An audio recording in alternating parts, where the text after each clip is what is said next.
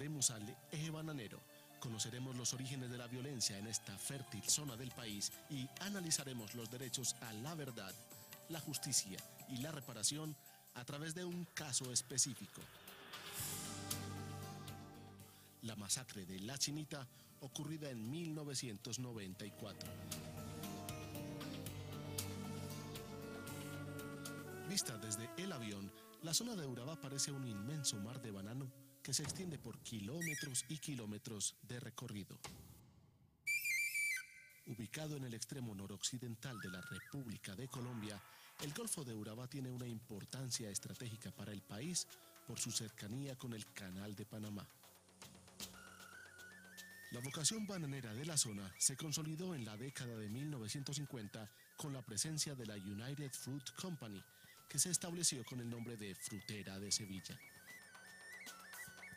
Como se necesitaba tanta mano de obra, se desencadenaron acelerados flujos de inmigración de colonos y trabajadores en busca de oportunidades. Pero la explotación del banano se realizaba en condiciones muy adversas para los trabajadores, quienes ofrecían su mano de obra a veces solo a cambio de techo y comida. Desde afuera, Urabá empezó a verse como una zona promisoria que ofrecía un futuro de prosperidad. Esa prosperidad económica beneficiaba a los dueños de las fincas, pero no a los trabajadores, quienes eran explotados casi hasta la esclavitud y vivían en condiciones de mucha pobreza.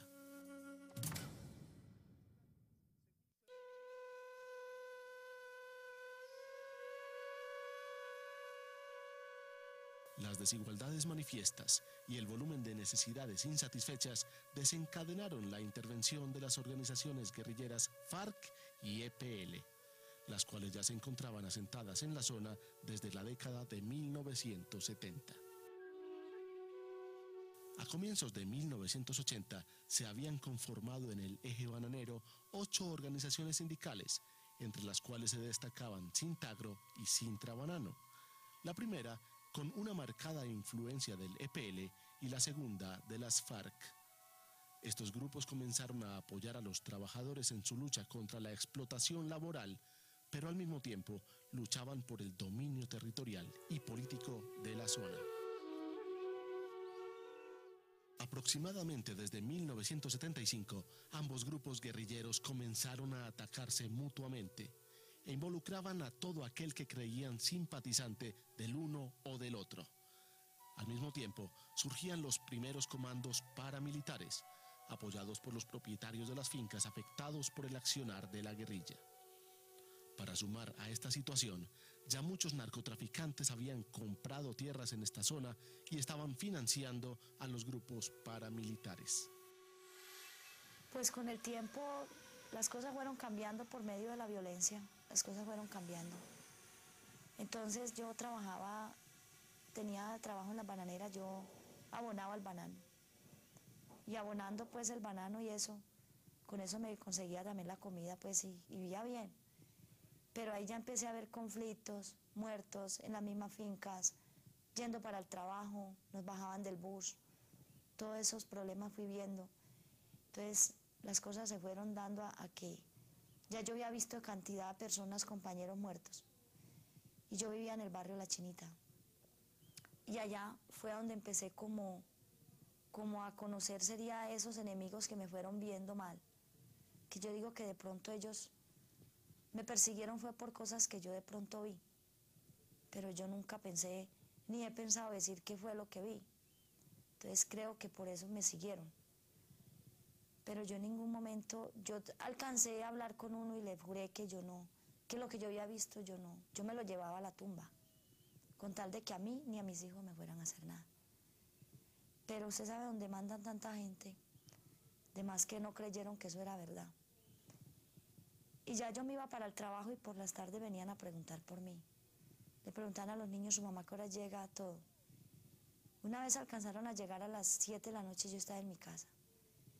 Yo salí a la puerta cuando yo los vi, que se tiraron de la moto y una vez le vi los revólveres en la mano.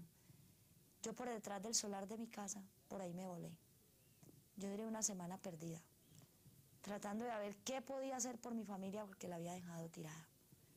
Volví, regresé y las cosas volvieron en paz. Volvió y apareció otra vez la misma historia, entonces ya yo veía que se me iban a salir de mis manos. Entonces me fui a Arbolete, desde Arbolete volví a Cáceres, pero sola, sin más nadie. A ellos los dejé solos. Estando allá, ya el niño mayor me dijo que las cosas estaban en peor, que tenía que ir por ellos. Entonces yo regresé, entré a las 2 de la mañana al barrio y a esa hora los fui a sacar. Cuando yo estaba empacando un carro para poderme traer todo, ya los tenía encima. Entonces me tocó dejar todo. El carro quedó parqueado con todo. Yo no hice sino correr y decirle a ellos que me siguieran. Con todos estos actores armados al margen de la ley, cada vez que ocurría una matanza, se culpaban entre sí, en una guerra sucia en la cual muchos inocentes murieron y era prácticamente imposible esclarecer la autoría de los hechos violentos.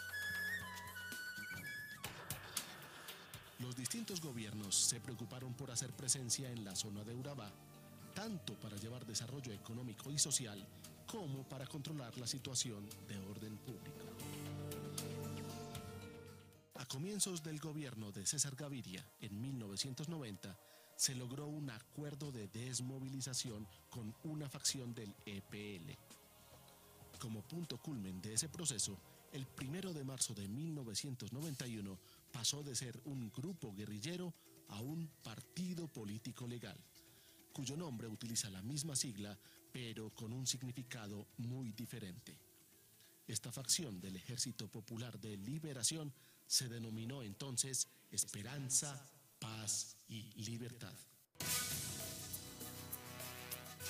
Hasta ese momento, los partidos políticos dominantes en Urabá eran el Partido Comunista y la Unión Patriótica, los cuales contaban con el apoyo de las FARC. Esperanza, Paz y Libertad comenzó a ganar adeptos aceleradamente. Unas 120.000 personas llegaron a respaldarlos, pues las FARC se desprestigiaban cada vez más a raíz de sus excesivos actos de violencia, y con ello perdían popularidad los partidos que apoyaban. Durante la década de 1990, ya ocupados en su carrera política, los esperanzados llegaron a ocupar las alcaldías de Turbo, Apartadó y Carepa, 3 de los 4 municipios del eje bananero. Tenían un buen número de concejales en todos ellos y un escaño en la asamblea departamental. La mayoría de los reinsertados y sus familias se ubicaron en plena zona urbana de Apartadó, en el barrio La Chinita, uno de los asentamientos de invasión más grandes del país, ocupado por casi 6.000 familias. Fue allí donde ocurrió la matanza del 23 de enero de 1994, frente a la cual, muchos años después, aún se espera encontrar la verdad, que se haga justicia y haya reparación. Desde que se firmó el Tratado de Paz con el EPL, una facción del mismo que continúa armada, así como las FARC, se dieron a perseguir y asesinar a muchos integrantes del nuevo partido político, por estar en desacuerdo con su desmovilización e integración a la vida civil.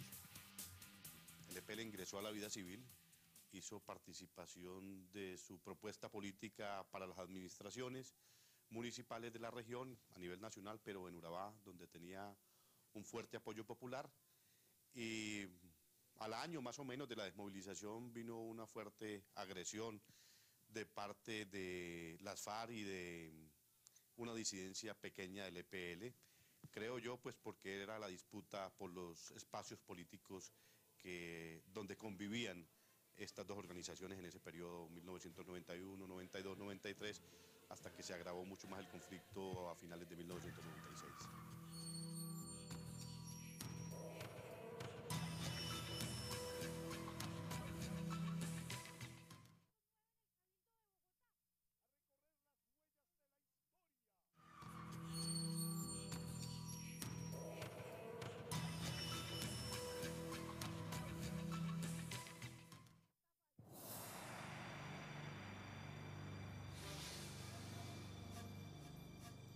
En la madrugada del domingo 23 de enero de 1994, miembros del quinto frente del grupo guerrillero FARC, fuertemente armados, entraron en el barrio La Chinita del municipio de Apartadó.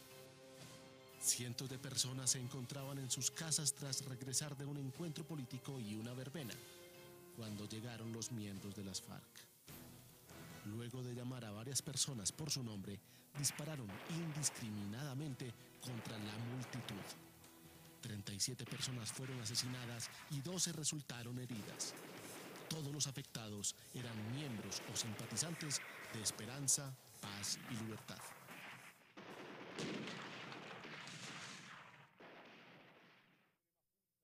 Mujeres, cayeron muchas mujeres. De mis compañeras, de las con que trabajaba, cayó una mujer y un hombre.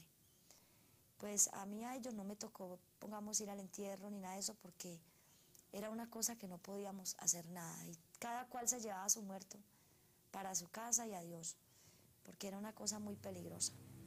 En respuesta a este y otros ataques contra sus miembros, del partido político surgieron los Comandos Populares, grupos armados que tenían como objetivo combatir a las FARC. Así, un nuevo actor violento se sumaba al conflicto y la violencia continuaba su círculo vicioso de dolor y desesperanza. Los hechos de La Chinita son solo un ejemplo de esa persecución en la cual Esperanza, Paz y Libertad perdió más de 600 de sus miembros en todo el país, de los cuales 400 eran de la región de Urabá, según los organismos de seguridad del Estado.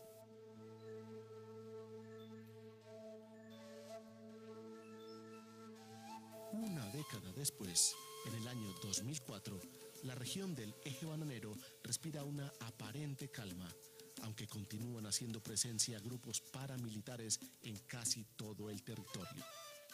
Por su parte, Esperanza, Paz y Libertad sigue constituido como partido político, aunque no con la fuerza que llegó a tener en la década de 1990.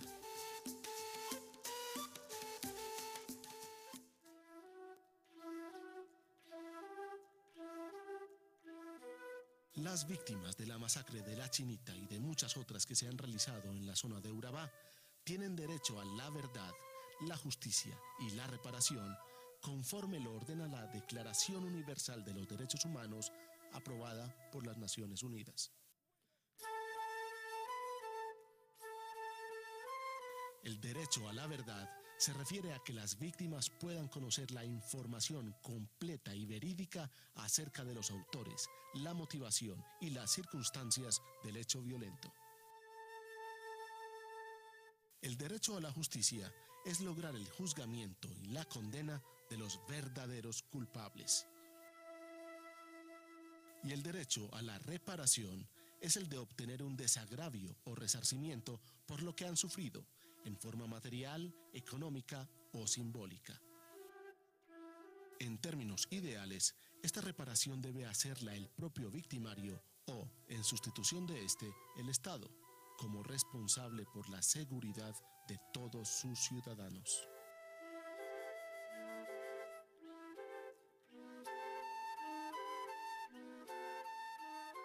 Muchos datos aislados confirman que no se ha hecho justicia a cabalidad.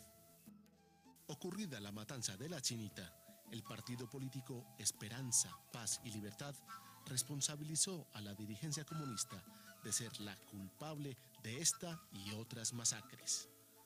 Varios militantes de la UP y el Partido Comunista fueron vinculados en ese entonces a las investigaciones.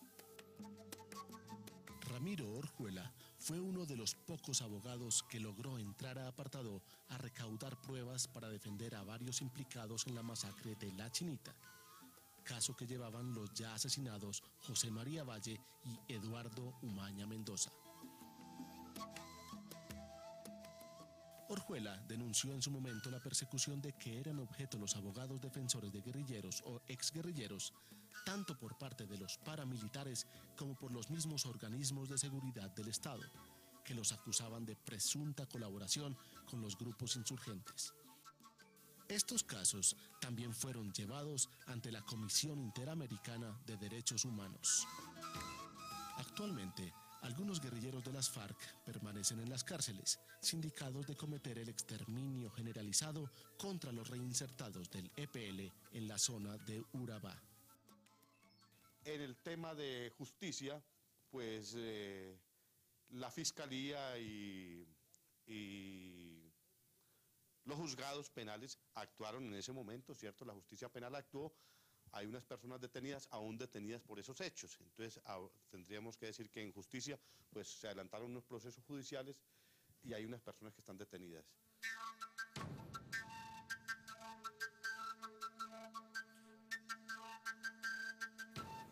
Frente a la reparación, entiendo que la mayoría de los familiares de las víctimas demandaron ante el Tribunal Administrativo Antioqueño, aquí en Colombia. El caso no fue a nivel internacional, y se han ido pagando las indemnizaciones por los perjuicios morales y materiales.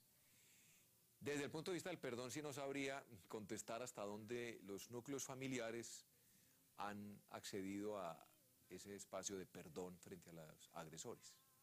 Pero supongo que sí, porque había un nivel de organización social fuerte en esas víctimas y tenían mucho apoyo de muchas organizaciones de la sociedad.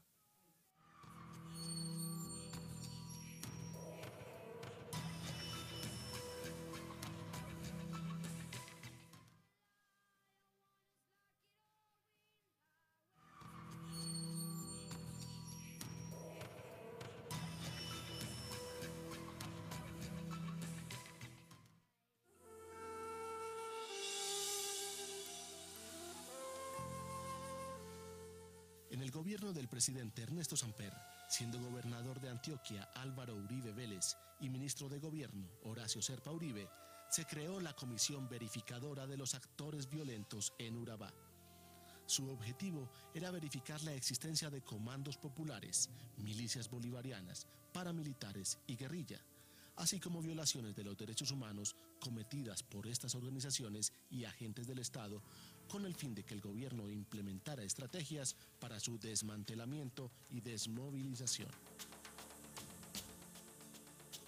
La comisión se instaló en Apartadó en abril de 1995 y de ella hicieron parte el sacerdote Leonidas Moreno, representante de la Comisión para la Vida, la Justicia y la Paz de la diócesis de Apartadó, el abogado Rubén Darío Jaramillo por la Defensoría del Pueblo, sustituido en la etapa final por María Girlesa Villegas, Fernando González por la Procuraduría General de la Nación, Fernando Mancilla por la Fiscalía General de la Nación, Antonio Restrepo por el Gobierno Departamental de Antioquia y Omar Hernández, representante de la organización no gubernamental CINEP.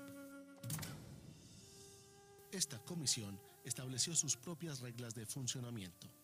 Decidieron no judicializar ninguna de las declaraciones emitidas por los testigos con el fin de otorgar garantías para la denuncia libre y espontánea de violaciones de los derechos humanos, infracciones al derecho internacional humanitario y hechos delictivos. También se garantizó la preservación de la identidad de las personas que entregaron informaciones a la comisión. Otra de sus normas de funcionamiento fue la independencia y la neutralidad frente a los distintos organismos de tipo político, cívico, gubernamental y actores armados. Su agenda incluyó varias visitas a la región y su zona de influencia, durante las cuales escucharon los testimonios de más de un centenar de personas y se allegaron documentos. Se entrevistaron con autoridades civiles, militares y de policía y con representantes de las iglesias. Luego, evaluaron la información recogida y elaboraron su informe para ser entregado al gobierno.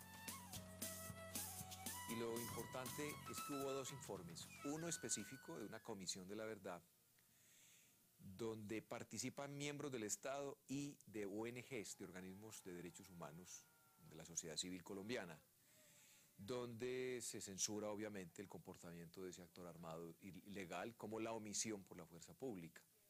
En la Comisión Verificadora de Urabá, que también hizo otro informe de derechos humanos que a mí me correspondió coordinar, igualmente recibimos muchos testimonios de ese caso. En concreto, frente a la verdad, yo diría que la verdad está un poco recogida en esos dos informes. En su informe, La comisión verificó la existencia de varios frentes de las FARC y milicias bolivarianas y las acusó de incurrir en graves infracciones al derecho internacional humanitario, tanto por involucrar a la población civil no combatiente como por la sistemática muerte de los reinsertados del movimiento político Esperanza, Paz y Libertad. También se verificó la existencia de varios frentes disidentes del Ejército Popular de Liberación, de frentes del ELN, de grupos de las autodefensas de Córdoba y Urabá y de comandos populares, todos ellos implicados en violaciones a los derechos humanos y al derecho internacional humanitario.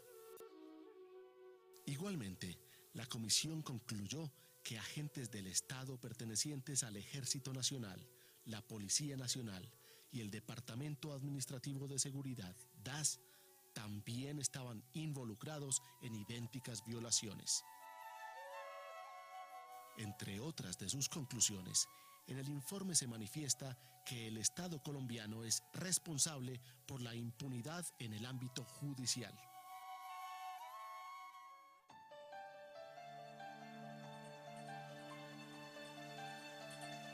Yo creo que el movimiento de derechos humanos en Colombia se ha fortalecido en la medida en que ha asumido con mucha seriedad el compromiso de la defensa de los derechos humanos por encima de cualquier consideración ideológica o de cualquier simpatía política. Quizás una prueba de fuego muy importante para el movimiento fue la masacre de La Chinita. Las ONG de todos los signos y orígenes ideológicos, muchas, nos coaligamos e hicimos un informe donde establecimos la responsabilidad en la autoría por parte de la FARC y condenamos el hecho. Eso marcó un hito en lo que pueden hacer las ONG y en el compromiso profesional con una causa que no está subordinada a ideologías o a consideraciones partidistas o de simpatías políticas. La Comisión Verificadora de los Actores Violentos en Urabá, que funcionó en el año de 1995, no solo evaluó los hechos de la masacre de La Chinita, sino muchos otros perpetrados en la zona.